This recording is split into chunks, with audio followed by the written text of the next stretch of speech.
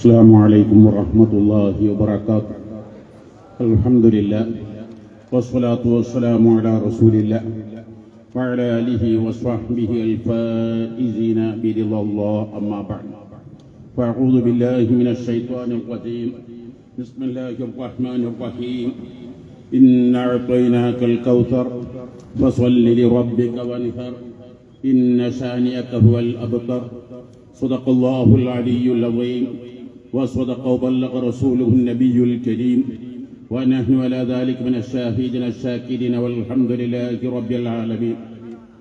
സർവാദരണീയരായ സമസ്ത കേരള ജമിയത്തുൽ ഉലമ സെക്രട്ടറിമാരിൽ പ്രമുഖരും ഇന്ന് പണ്ഡിത ലോകത്തെ ആധികാരിക ശബ്ദം മഹാനായ ശൈഖുന മുഹ്യിസുന്ന പൊന്മള ഉസ്താദ്, വേദിയിൽ ഉപവിഷ്ടരായ സാദാത്തുക്കൾ, ഉലമാക്കൾ, പാസ്താനി കുടുംബാംഗങ്ങൾ, മഹാനായ താജുൽ ഉലമ സി അബ്ദുറഹ്മാൻ അൽ ബുഖാരി ഖദ്ദസല്ലാഹു സിർറുൽ അസീസ് വനഫഅനാ ബിഉലൂമിഹി.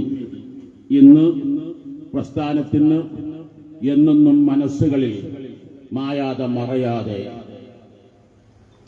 ജ്വലിച്ചു നിൽക്കുന്ന അതുല്യ നേതൃത്വം, മഹാനവറുകളെ മനസ്സിലാക്കുന്നതിന് ഒന്ന് രണ്ട് കാര്യങ്ങൾ ഉണർത്തി എൻ്റെ സംസാരം ഉപസംഹരിക്കാം.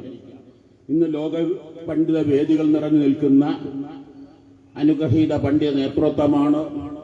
ഇന്ന് ഈജിപ്തിന്റെ ഔഖാഫ് മിനിസ്റ്ററായ ഉസാമ അസ്ഹരി, ഈജിപ്തിൻ്റെതായി ലോക മുസ്ലിമീങ്ങളുടെ ഇക്കില്ലവും പോറ്റില്ലവുമായി ഇന്ന് ലോകം ഗണിക്കപ്പെടുന്നു. പാണ്ഡിത്യം നിറഞ്ഞു നിൽക്കുന്ന മഹൽ വ്യക്തിത്വം. അദ്ദേഹം അവസാനമായി കേരളത്തിൽ വന്ന സമയത്ത് പലപ്പോഴായി പല വേദികളിലും കാണാറുണ്ട്. അപ്പോഴൊന്നും അദ്ദേഹം വേണ്ടത്ര പരിഗണിക്കാറില്ലായിരുന്നു. അവസാനമായി കേരളത്തിൽ വന്ന് നോളജ് സിറ്റിയിലെ പ്രോഗ്രാമിൽ സംബന്ധിച്ച് മഅദിൽ വന്നു. ഭക്ഷണം കഴിക്കുന്ന സമയത്ത് അദ്ദേഹം ചോദിച്ചു, താജുൽ ഉലമയുടെ ഷെയ്ഖ് ആരാണ്? പെട്ടെന്ന് ഓർമ്മ വന്നത് താജുൽ ഉലമയുടെ ഷെയ്ഖ് ആദം ഹസ്രത്ത് റളിയല്ലാഹു അൻഹു ആണ്. അവരുടെ ഷെയ്ഖ് ശംസുൽ ഉലമ അബ്ദുൽ വഹാബ് അൽ ഖാദിരിയാണ്. അവരുടെ ഷെയ്ഖ്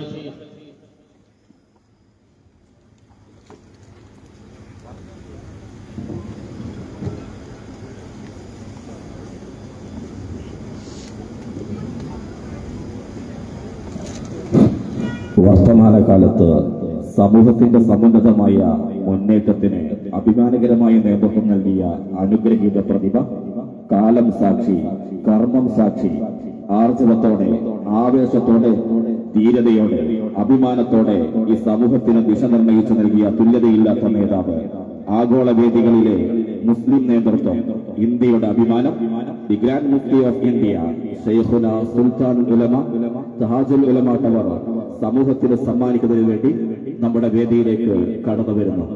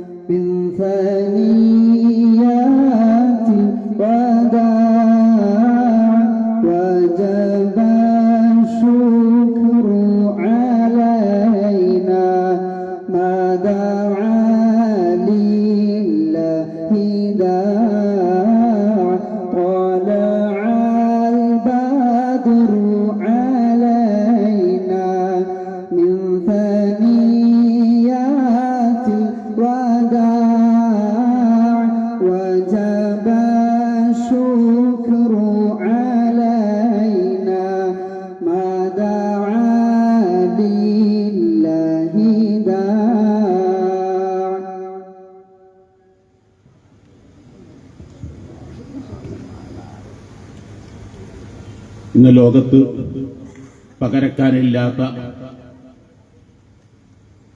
ഇന്ത്യയുടെ ഒട്ടുമുക്ക് മൂലകളിലും ഒട്ടുമിക്ക സ്റ്റേറ്റുകളിലും ധാരാളം വിദ്യാഭ്യാസ സ്ഥാപനങ്ങൾ, മതസാമൂഹിക സാംസ്കാരിക മേഖലയിലുള്ള മുന്നേറ്റങ്ങൾക്ക് നേതൃത്വം വഹിക്കുന്ന മഹാനായ ശൈഖുന സുൽത്താൻ മക്കാന്തപുരം ഉസ്താദ് ഹഫിളഹുല്ലാഹ് വറഅ നമ്മുടെ മുമ്പിൽ എത്തിക്കഴിഞ്ഞു.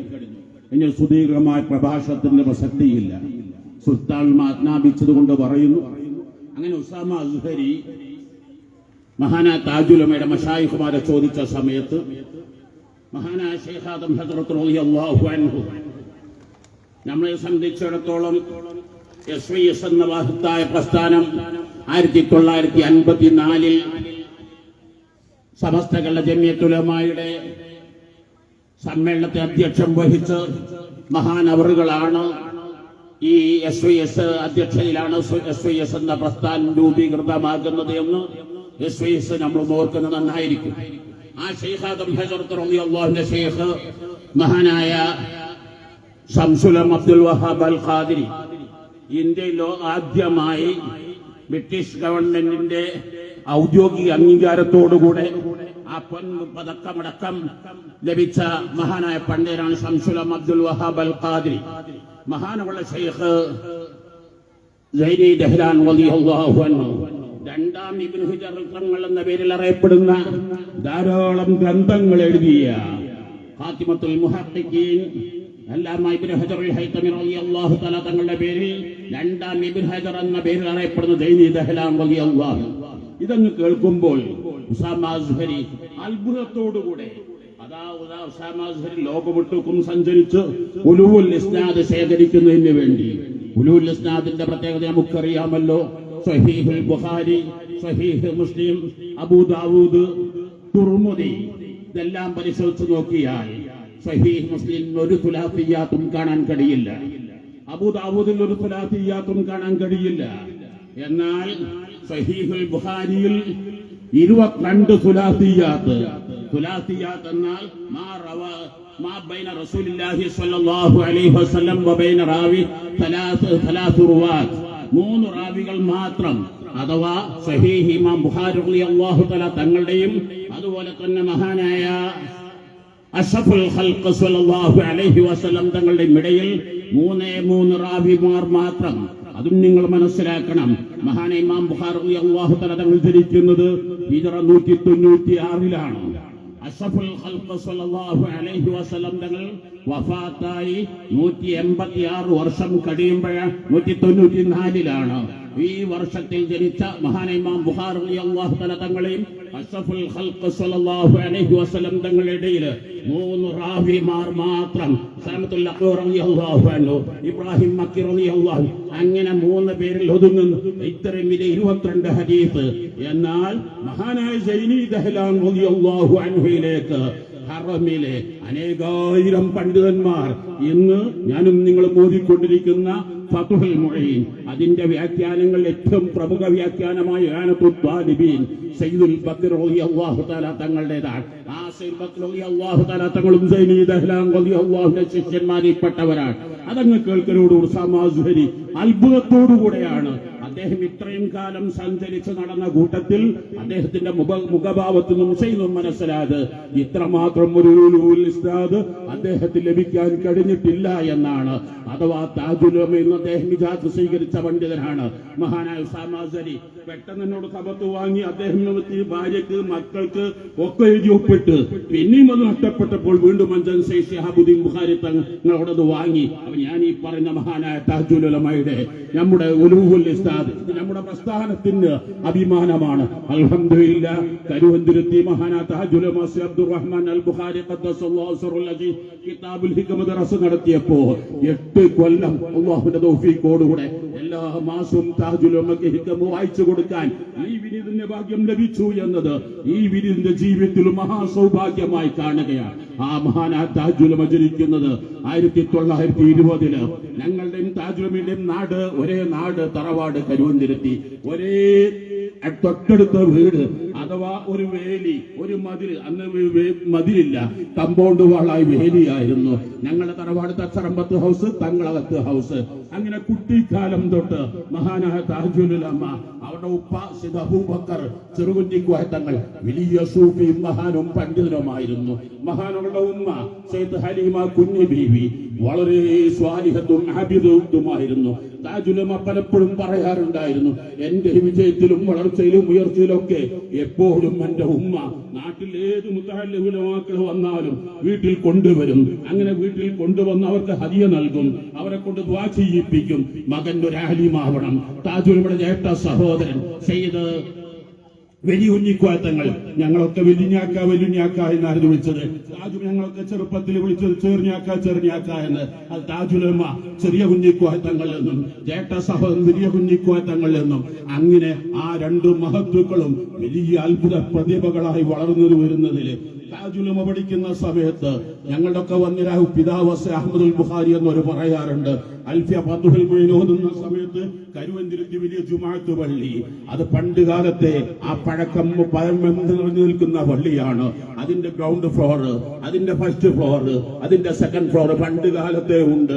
ഞങ്ങളൊന്നും കുട്ടിക്കാലത്ത് അതിന്റെ സെക്കൻഡ് ഫ്ലോറിൽ റമദാൻ അവസാനത്തെ വെള്ളിയാഴ്ച അല്ലാതെ ആരും കയറാറില്ല. പലപ്പോഴും അവിടെ ജിന്നുകൾ മറ്റൊന്നൊക്കെ പറഞ്ഞ് ഞങ്ങളെ പേടിപ്പിക്കാറുണ്ട്.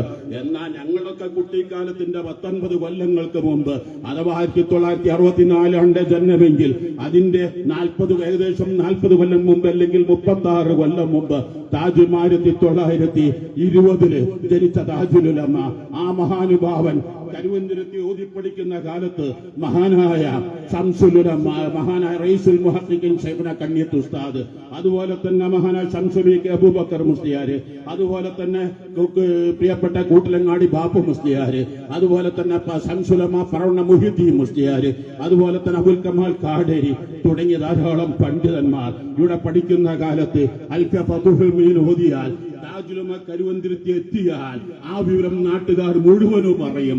അതാ വീട്ടിലെത്തിയാൽ പലപ്പോഴും ഇന്നത്തെ മുതഅല്ലിമീങ്ങൾ ഓർക്കുന്നത് നന്നായിരിക്കും, നാട്ടിലെത്തുമ്പോൾ വേഷം ഒഴിവാക്കാറുണ്ട്, കിതാബുകൾ വിട്ട് മറ്റു വിഷയങ്ങളിലേക്ക് ചിന്തിക്കാറുണ്ട്. താജുലമയുടെ കുട്ടിക്കാലങ്ങൾ അങ്ങനെയല്ല. മറിച്ച് താജുലമ കരുവന്തിരുത്തി വീട്ടിലെത്തിയാൽ ഉടനെ കരുവന്തിരുത്തി പള്ളിയുടെ ആ മുകൾ സെക്കൻഡ് ഫ്ലോറിൽ കയറി, അന്ന് വളരെ ഒരൊറ്റ കുട്ടിയും കയറാത്ത അൽഫി അത്യുച്ചത്തിൽ ഓതുന്നത്, അത് നാടിന്റെ ഒട്ടുമിക്ക പരിസര പ്രദേശത്തിലും കേൾക്കുന്നത് ഞങ്ങളൊക്കെ കുട്ടിക്കാലത്ത് വന്യരായ പിതാവ് ഉപ്പ പലപ്പോഴും പറഞ്ഞത് ഓർക്കുകയാണ്. ആ മഹാനുഭാവൻ പഠിക്കുന്ന കാലത്ത് പലപ്പോഴും താജുലമ പറഞ്ഞത് തന്നെ ഓർക്കുകയാണ്. മഹാനായ റഈസുൽ മുഹഖ്ഖിഖീൻ ശൈഖുന കണ്ണിയത്ത് ഉസ്താദുമായുള്ള ബന്ധം, ആ ആദരവ് ബഹുമാനം നിങ്ങൾ മനസ്സിലാക്കുക. കണ്ണിയത്ത് ഉസ്താദുമായി പഠിക്കുന്ന കാലത്ത് എത്രമാത്രമാണ് സ്നേഹിച്ചത്. പലപ്പോഴും ദറസിൽ വെച്ച് വാഗ്വാദങ്ങൾ, യഥാർത്ഥത്തിൽ ഒരു മുനാദറ, തവജ്ജുഹുൽ മുതഹാസിബീന ഫിൻ നിസ്ബതി ബൈന ഷൈഇൻ, അതാണല്ലോ മുനാദറ. മുജാദല പാടില്ല, മുഖാബറ പാടില്ല. ഉസ്താദിന്റെ മുമ്പിൽ റഈസുൽ മുഹഖ്ഖിഖീൻ കണ്ണിയത്ത് ഉസ്താദ് പറഞ്ഞാൽ മഹാനായ റഈസുലുലമ മഹാനായ താജുലുലമ റസാനിൽ പറഞ്ഞ പോലെ ഉസ്താദിന്റെ മുമ്പിൽ ഈ തരിപ്പ പോലെ ആവരുത്. എന്ത് പറഞ്ഞാലും അതങ്ങ് കേൾക്കുക എന്നതിന് പകരം നിനക്കത് പൂർണ്ണമായും അങ്ങ് ബോധ്യപ്പെടണം, അതിന്റെ എല്ലാ വശങ്ങളും പഠിക്കണം, അത് തിരിച്ചറിയണം. അത് താജുലുലമയുടെ കുട്ടിക്കാലങ്ങളിലെ സ്വഭാവമാണ്. പലപ്പോഴും കണ്ണിയത്ത് ഉസ്താദിനോട് നഖ്ദ് ചെയ്യും, മുനാഖദ ചെയ്യും, മുആറദ ചെയ്യും. അങ്ങനെ കണ്ണിയത്ത് ഉസ്താദുമായി അങ്ങും ഇങ്ങും വാഗ്വാദങ്ങൾ നടക്കും. അങ്ങനെ പലപ്പോഴും ഒന്നാം ദറസിലെത്തുമ്പോ കണ്ണിയത്ത് ഉസ്താദ് വന്നിട്ട് ദറസിലേക്ക് ധാരാളം കുട്ടികൾ ഒരുമിച്ച് കൂടിയിരിക്കുന്ന സമയമായിരിക്കും. വലിയ കിബാറുൽ ഉലമാണല്ലോ അന്നത്തൊക്കെ മുതഅല്ലിമീങ്ങള്. വന്നിട്ട് ചോദിക്കും കണ്ണിയത്ത് ഉസ്താദ്, എവിടെ കുഞ്ഞിക്കോയ എന്നിട്ട് പറയും, കുഞ്ഞിക്കോയ നിങ്ങൾ പറഞ്ഞത് ഹഖ്ഖുൻ വസവാബ്, ഞാൻ പറഞ്ഞത് ഫാഹി ഖത ആണ്. അങ്ങനെ പലപ്പോഴും പഠിക്കുന്ന കാലത്തെ കണ്ണിയത്ത് ഉസ്താദിന്റെ മുമ്പിലും അഥവാ സത്യ ഹഖ്ഖും അഥവാ യഥാർത്ഥ ഇഖ്ലാസ് എന്ന് പറഞ്ഞ മഹാനായ ഇമാം ശാഫി റളിയല്ലാഹു തആല തങ്ങൾ പറഞ്ഞേക്കണം, ഞാൻ ആരോട് മുനാദറ നടത്തിയാലും എന്റെ ഹസ്മിൽ നിന്ന് ഹഖ് വരുന്നതായിരിക്കണം എന്റെ താല്പര്യം.